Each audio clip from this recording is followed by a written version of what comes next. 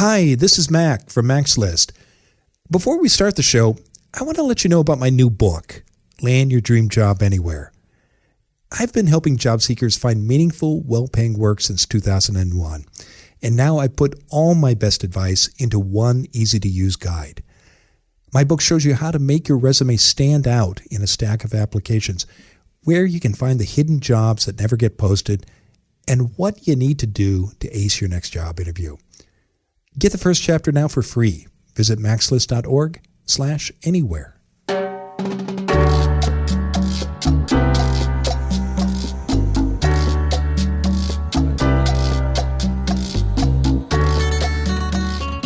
This is Find Your Dream Job, the podcast that helps you get hired, have the career you want, and make a difference in life. I'm Mac Pritchard, your host and publisher of Mac's List. I'm joined by my co-hosts, Ben Forstag and Jessica Black from the Mac's List team. This week, we're talking about how to answer one of the most popular job interview questions. Tell me about yourself.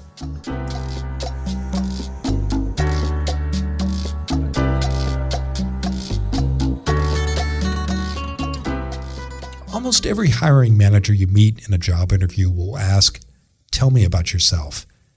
It's a simple question, but your answer offers an opportunity to stand out in the hiring process, says this week's guest expert, Katherine Burik. She and I talk later in the show. Most of us will work into our 60s or even later, and one or more of your future jobs may not even exist yet. To prove the point, Ben Forstag has found a list of jobs today that didn't exist 10 years ago. He'll share it with us in a moment. You interview for a job, but the employer chooses another candidate. And later you learn, according to the employer, that you're overqualified. What does this really mean, and what can you do about it? That's our question of the week. It comes from Andrew Cameron in Portland, Oregon. Jessica Black offers her advice shortly.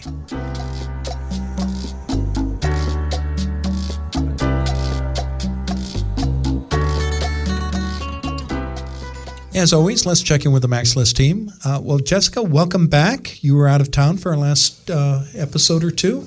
Thank you. It's good to be back. Yeah, we missed you. We had a great co-host filling in for you, but it's always good to have you here in the studio. It's good to be here. Thanks for having me. Yeah. So our topic this week is a question we've all gotten at different in an interview. I think it's a perennial one, and that's when the interviewer says to you, tell me about yourself. Ben, Jessica, how have you two answered that question in your own job searches? What have you said, or what have you heard when you've interviewed people that has impressed you? Well, I was born on a cold November morning in 1879. It was a dark and stormy night, wasn't it? Perhaps. I don't remember it. It was Ohio. It was Ohio, so it probably was dark and stormy.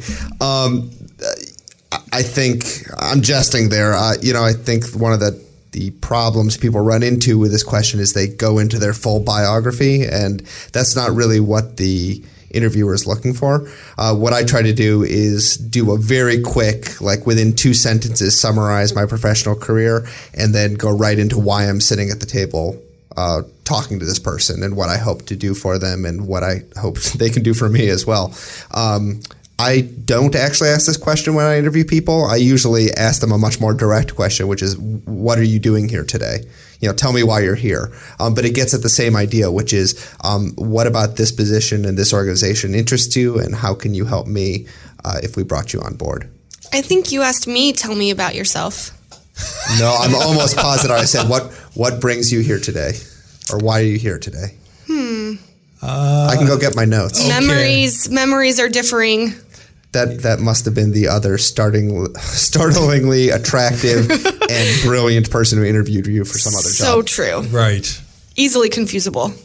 Well, it sounds like you got that question either from Ben or in other interviews. Well, I could have sworn it was Ben, but I don't know. It has been almost 6 months, so maybe my memory is fading. But I generally, like Ben said, try to keep it as brief as possible, but give a sort of robust profile of who I am as a person and how my history has brought me to the place that I am now. But I usually say, I'm a born and raised Portlander, to kind of give a little bit of personal touch as well. And then a brief little history of the common threads of my work history. Yeah, I'm following the footsteps of you two. I break it into three parts: the who, who I am, and then the why, why I'm interested in the job, and then the third part is the how, how I think I can help this employer. And if I can do that in 2 to 3 minutes, in a way that can spark a conversation while leaving an impression, I think I've done my job. Yeah, that's good. Yeah. Well, we'll hear more about this from Katherine, because she is expert on this question. She's actually written a book about it. So, wow. I'm excited to hear what she says. Yeah. But first, let's turn to you, Ben. And you're out there every week poking around the internet looking for tools, tips, books, and other resources people can use in their job search. What have you uncovered for us this week? This week, I want to share an interesting list of jobs that didn't exist 10 years ago. And I want to give a hat tip on this resource to Hannah Morgan, who was actually our guest way back on episode 55. She shared this on her Twitter account. You can follow her at Career Sherpa. I happened to see it when I was working on my show notes last week and thought it would be a good resource to share with our listeners. Great. Well, what jobs are on the list? Well, before I get there, I want to highlight one thing that I think happens a lot. I know when I was in high school, we had like our once a year meeting with a career counselor, and he or she would ask us like, what do you want to be when you grow up? And we were supposed to have all the answers. And I feel like that's something that repeats itself over and over and over again, including, frankly, in interviews when people say like, where do you want to be in 5 or 10 years? And usually my response to that is always kind of shrugging and putting my hands up. And the truth of the matter is our careers evolve and change and go in directions we don't predict ahead of time. And part of that is the economy itself and the opportunities that are available are constantly changing, and things that we couldn't imagine 10 years ago exist as good paying, awesome careers now. So these are the 10 careers that didn't exist 10 years ago, way back in 2007. Are you ready for it? I am. I was going to say podcast hosts might be on the list, but I think podcasts have been around since 03 or 04. I think they were like in their infancy, but they were around. Okay. So here are the 10 jobs that didn't exist 10 years ago. App developer, social media manager, Uber driver. I don't think Uber was around 5 years ago at this point. Driverless car engineer. That's barely around now, but it's coming. Cloud computing specialist. Big data analyst / data scientist, sustainability manager. These are the people who make sure that businesses are being eco-friendly and minimizing their ecological footprint. YouTube content creators. I was barely aware that this was even a job, let alone 2 years ago. But people are making some big money doing this. Drone operators. And the final one, millennial generation experts. And I actually know at least one millennial generation expert. So, that's quite a list. Now, what advice do you have for our listeners who are thinking about this? Well, how do I prepare for jobs, for example, that I don't even know might exist in 5 or 10 or 15 years? I don't think there is a way to fine-tune your resume for a job that doesn't exist yet. I think there are certain skills that you work towards, certain kind of subject matter expertises, for example, or just kind of general soft skills like communications or writing or things like that. If you're a real tech expert, for example, and you've got a deep proficiency in coding or some other aspect of the tech industry, you're probably better placed than most when a new subspecialty within the tech space opens up. And I think that's true for just about any industry. The key here, though, is don't try to build a roadmap for your entire career ahead of time. And all these new opportunities are coming up all the time. And so you just need to be aware, stay informed, stay read up on your industry, your passions, your interests. And that way, when these new opportunities do emerge, you're best positioned to take advantage of those opportunities. Well, terrific, Ben.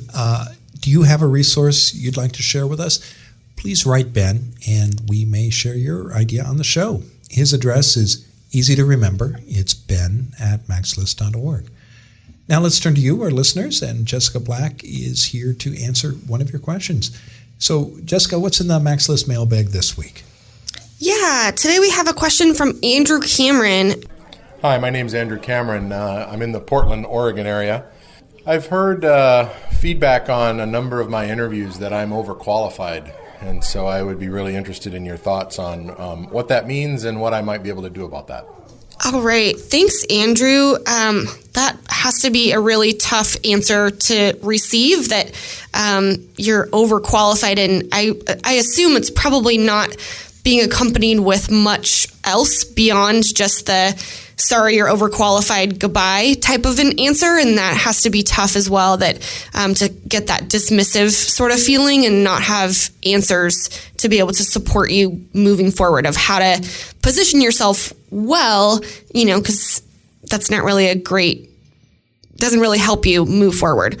So I would actually, not knowing the specifics of your individual case, but I would recommend sort of following up with those individual hiring managers or whoever it is that you're communicating with, connecting with, and who is giving you that answer, and just respond with a thanks so much for your response.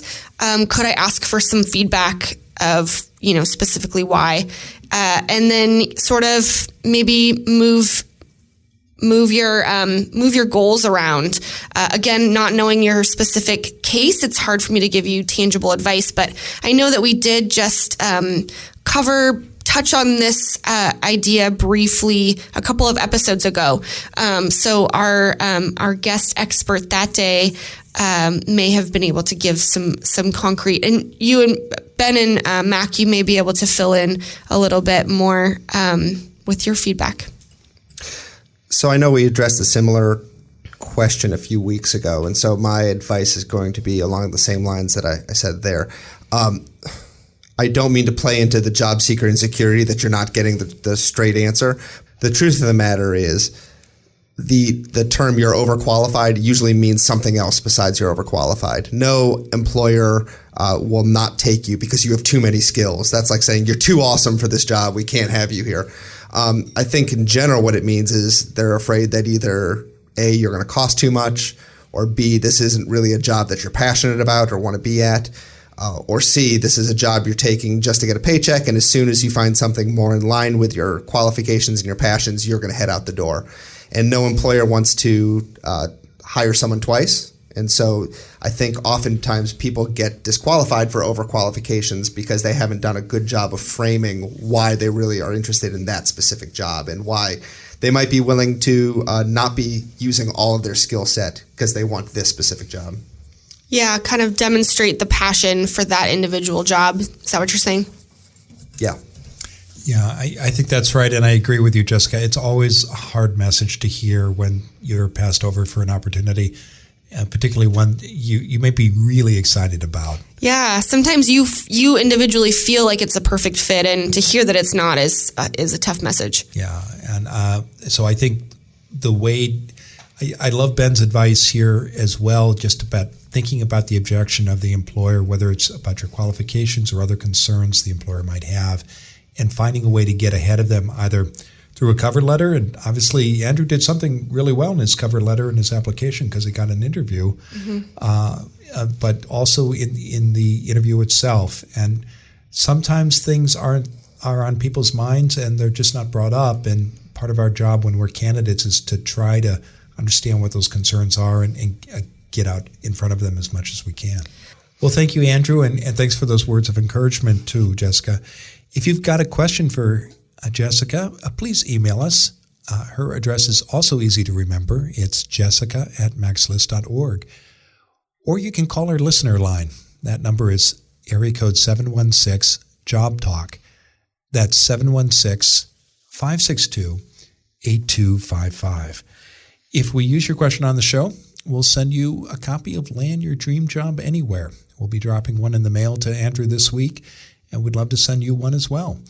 We'll be back in just a moment, and when we return, I'll talk to this week's guest expert, Katherine Burik, about how to answer that question that comes up in almost every job interview. Tell me about yourself. Most people struggle with job hunting. The reason is simple. Most of us learn the nuts and bolts of looking for work by trial and error. That's why I produce this podcast, to help you master the skills you need to find a great job. It's also why I wrote my new book, Land Your Dream Job Anywhere. For 15 years at Max List, I've helped people in Portland, Oregon find meaningful, well-paying, and rewarding jobs that they love. Now, I put all of my job hunting secrets in one book that can help you no matter where you live. You'll learn how to get clear about your career goals, find hidden jobs that never get posted, and ace your next job interview. For more information and to download the first chapter for free, visit maxlist.org/anywhere. Now let's turn to this week's guest expert, Katherine Burik. Katherine Burik is a partner at The Interview Doctor. She works with both job candidates and employers and speaks frequently about career development and successful job search methods. Katherine has published 3 books on job hunting as part of the Job Seeker Manifesto series. Her 4th book, Talent Search Marketing Plan, is in the works. She joins us today from Northeastern Ohio. Katherine, thanks for coming on the show. It's great to be here. Yeah, it's a pleasure to have you. Now, we're talking about a perennial job interview question. It's one that comes up almost all the time, and it's tell me about yourself. Now, Katherine, why do you recommend that people not wing this and actually have a strategy in place before answering what is a pretty simple question? It is a pretty simple question. Sometimes I think that the hiring manager or the interviewer asks that question because it's sort of like an icebreaker. Another reason why I think they ask it is because they're looking to see how well the candidate is going to be able to respond. I always like for candidates to understand that interviews are not discrete events. There's a flow and a rhythm to them, and it usually begins with tell me about yourself. If the candidate has a really solid response to this important question, then they can set the stage and set the tone for the entire interview. They can even knock a hiring manager off of their preferred interview questions if they fill their response, this very short initial response, with so many interesting tidbits that the hiring manager will not be able to resist asking questions about what the candidate said. So you can't wing that, though. What is going on in your head is usually very different from what comes out of your mouth. And in order to make this entire process a strategic event, you really need to plan it out ahead of time. So it's a huge opportunity, and you don't want to take it for granted or, as you say, wing it. How do you recommend, Katherine, that people prepare their answer to that question? What should they think about? Since this is going to be the full introductory section of an interview, and it's such a big opportunity to lay the groundwork for an hour, potentially an hour's worth of conversation, the way I recommend organizing this is by thinking about what it is that the hiring manager or the interviewer wants to hear. So what is the purpose behind the job? What are the important characteristics that will make the person who gets hired successful? And then filling this short moment with ideas that will appeal to the hiring manager, to the interviewer. Now, I do have a methodology because I think this is such a strategic opportunity. Do you want to hear about that? Should we talk about that? Let's talk about that, because I can imagine our listeners are thinking, okay, that sounds great. I've got the interview coming up, and I need to think about the employer's needs and how I can address them. But how do I do that? So take us through that methodology, Katherine, because people love nuts and bolts advice on this show. This is the way I do it. And this methodology comes from my own personal experience many years ago, because I am a strong introvert. So what goes on in my head is not necessarily what comes out unless I prepare. So I look at this as the opportunity to have 5 parts. There are 5 parts to this response. All 5 of these parts need to come out in 1 minute. So it's important to select your words carefully and practice in advance. So there are 5 parts. The first part are a few facts. Now, when most people answer the tell me about yourself question, they mostly give a few facts. I used to work here. I went to this school. Those are the kinds of pieces of information that usually come out. And those are important pieces of information because they tell the story of your career. But we want to do this at the 30,000 foot level and not inside the resume. If they want to read the resume, the hiring manager has it in front of them and perhaps has read it in advance. So the few facts are where you come from, your education, a bit about your work experience. This is not personal. We don't want to know that you were born in a cabin in a woods somewhere, and we don't care necessarily, although it's marvelous, we don't care that you have 3 children and they're your pride and joy. We want to know a few facts about where you came from. So, for example, my few facts are, I'm born and raised in Chicago. The reason why I say that is because I live in Ohio, and people in Ohio think that Chicago is pretty interesting. So it's something that I could talk about for hours if that's what they want to talk about. So I usually say I'm born and raised in Chicago. I went to Northwestern University and Loyola University for my master's degree in human resources and industrial relations. And I usually tell people that I've been in human resources and industrial relations my entire career, almost always as a director or a vice president. Pretty much those are the facts. Okay, so where you came from, where you went to school, and where your career has been. So those 3 very simple facts. Very simple facts. Okay, step number 2. Step number 2 is an accomplishment you're particularly proud of. We put it right here because we just talked about your career, and so it's natural to talk about an accomplishment. And so you say something like, I'm particularly proud of. Just in the next breath, you don't say, and the next part is, you just say, I'm particularly proud of. And you select one accomplishment that you think will just be irresistible to the hiring manager. So if I was going for a job as a director or vice president of human resources in a company where they were particularly interested in talent development, I would pick a talent development story. So it would say something like, I'm particularly proud of the talent development program I implemented at my last company that resulted in a 5 basis point reduction in turnover. See, it's really high level and it's really irresistible. But it's informed by the homework you did because you know what matters to the person sitting across the table from you. And the example you give, I love, Katherine, because it's very specific. You're not only addressing the concern of the employer, but you're talking about the accomplishment in a measurable way. And that's impressive. You want them to say, really, how did you do that? Okay. Because, in my case, in that kind of an environment, they're struggling almost certainly with turnover. And this could apply to anybody. If you're an engineer and you're particularly proud of this thing that nobody else can figure out, then that's what you say. And it compels the hiring manager to say, really, we have that problem.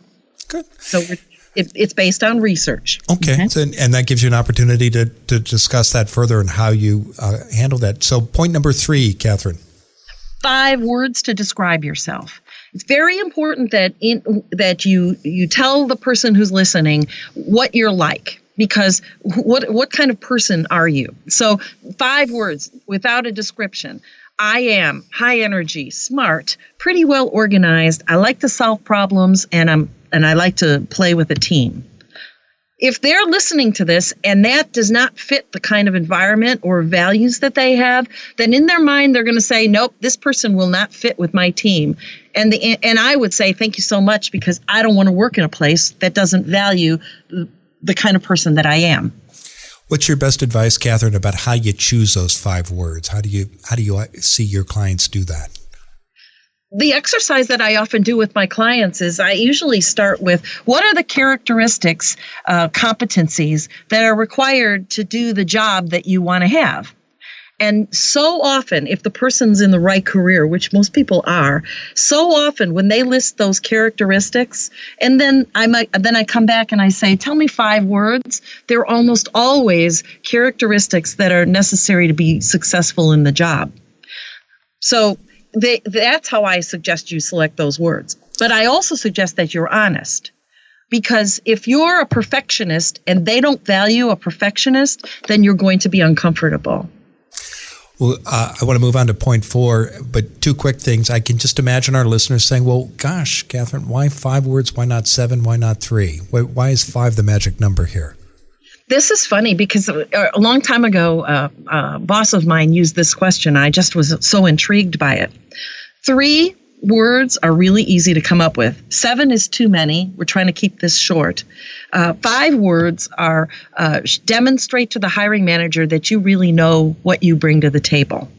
Okay. You didn't come up with 5 words off the top of your head. All right. It requires thought and preparation. I also love your point that when you share your 5 words, if you don't get a positive reaction from the people that you're interviewing with, it's okay to move on. You don't need to take any job or any offer. You need to be at a place where people are excited about the values that you share. Yes, exactly. Yeah. I mean, a hiring manager is looking to hire someone who can do the job.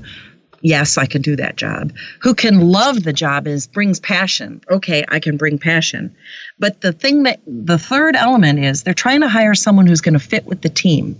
And as an outsider coming in, I'm not exactly sure whether I'm going to fit with the team, so I might as well be honest. This is what I am. And if they don't want a high energy, pretty smart person who likes to solve problems, work in a team, then they're not going to like me. And I'm okay with that. Okay. Let's move on to number 4 of this 5-part formula. What's the 4th thing that people need to do when answering this question?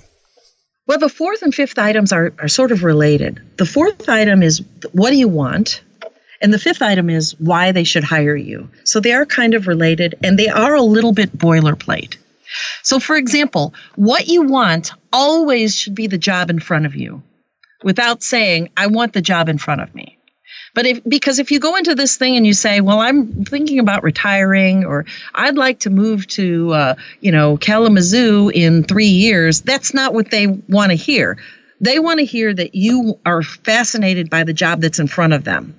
So going back to my example of as a VP of HR focused on talent development, I would say something like, I'm looking for a position on a senior staff where I can work on talent development problems so that the organization can be stronger. Now, you might say that is really stupid. Of course, they're going to think you're going to say that. But I have to say that the last time I went for a real job, in the 2000s, I said that. And it was about a talent development job. And the president interrupted me and said, oh, thank God, that's exactly the problem we're trying to solve. Yeah. He did not think I was faking it. I was faking it, but he didn't think that, because that is the problem that they're trying to solve. Good. So know the problem that be clear about why you want that job and how you can help them. So And Katherine, you find that people can hit all 5 of these points in just a minute or 2. Is that your experience? That is absolutely my experience. I could tell you mine. What I do when I work with clients is I time them, and if you think this through ahead of time and you edit, you say it out loud and practice it, you absolutely can do this in a minute or less. Okay. There are certain folks that have issues. People who talk a lot, they'll want to just talk and talk and talk. And so for them, they need practice and discipline to select the right words and say it out loud and stick to the script a little bit. People who are really shy, they also need a lot of practice, because they need to make sure that what comes out of their mouth is what they want to say. But yes, it's absolutely possible. All right. So as with any job interview, you need to be clear about what you're going to do and say before you walk into the conversation, and practice. And I know you've got some resources on your website about how to do this, Katherine, and we'll be sure to include them in the show notes. I love this model, and I love the practicality of it. Now, tell us what's coming up next for you. Well, we have a series of 3 books for job seekers in what we call our Job Seeker Manifesto. We put this together because we wanted to share some of our clients' experiences with folks who are out there in the marketplace. These books are available at our website, interviewdoc.com. untitled.com, but they are also available on Amazon under my name, Katherine Burik. The first book is Job Search Marketing Plan, which lays out how you set up your job search. The second book is Resumes 3.0, which lays out how you organize your job search materials. The third book is Tell Me About Yourself, which is the topic we were just talking about, which goes to how you are organizing all of your thoughts so that you can intelligently answer these kinds of questions that you're likely to get. Great. We'll be sure to include links to all three books as well as your website in the show notes. And again, that URL is interviewdoc.com. Katherine, thanks for being on the show today. It's been my pleasure, Mac. I really appreciate it. Yeah. Take care.